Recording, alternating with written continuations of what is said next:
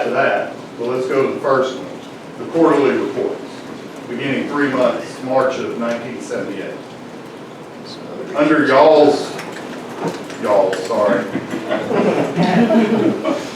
under this board or this director, has a report been submitted that we may be missing? Yes, I have questions.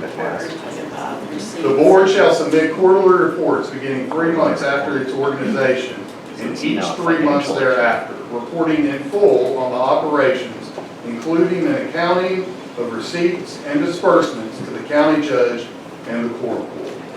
We took the money back in 2006. They passed a law at the state level that libraries could take the money out of the county. Did that address that? I think he's asking about reports in general about the operations of the library, more so necessarily funds. Correct. Ordinance, county law says that we will have there been quarterly reports submitted to us that I am missing somewhat. That yes, they've been submitted, but you can't find them. No. We have a board meeting every 2 months. I can send those. Okay. Then you said something about, I said we'll get back to that. What was I getting back to? Legislative audit. I don't believe that the legislative audit, and we can look deeper in this, and I quite frankly would, but to be above board on things, the legislative audit is not going to cover this board. This is speaking to a third-party audit, independent library audit, not being part of the holistic state-led audit that takes place. As it, in respect to all of the things that we mentioned earlier, which is the receipts, operations, and counting and disbursements. The board members shall each furnish to the county $2,500 property bond, which shall be filed with the county clerk, which will insure the county against any misappropriations or mishandling of funds. Has that taken place? No. Okay. I have a question. Yes, ma'am. What, can you tell me what ordinance you're speaking from? Ordinance 78-1 of 1978, Okay. when this board was established. Which article are you reading from? I am in Article, well, I read from Article 2, Article 4, Article 5, Article 8 speaks of the quarterly reports, Article 9 speaks of the $2,500 property bond to help protect against misappropriation and mishandling. Part of my problem is I have one page of Article 78.1. I don't have anything beyond Article 7. And so,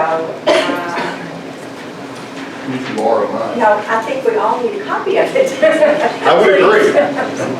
Because we were not given that at any point. So I was not aware of what you're describing to us. I don't know about my colleagues or not.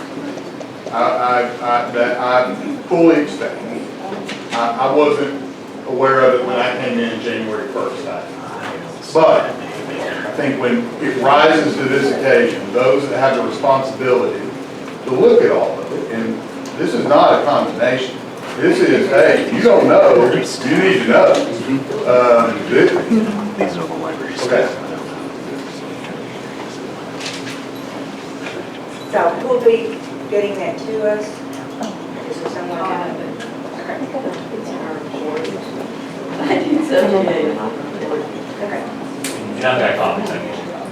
thank you. In 1998, July of, that bill that I spoke of before, there was a ballot issue to go from 1 mil to 1 7/10 mils for maintenance and operation.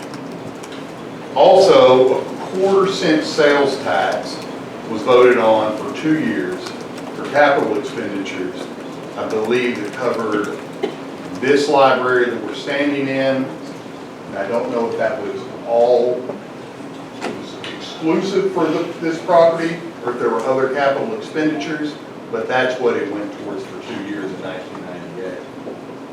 And that's where we find ourselves now, is Saline County taxpayer dollars that are going to a library that is governed by an administrative board that is appointed by the county judge, and day-to-day operations are handled by an executive director of the library.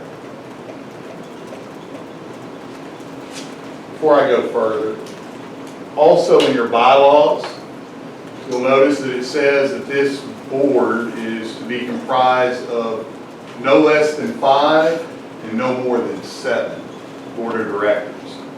That is also out of compliance with the ordinance. The ordinance strictly says that you will have 5.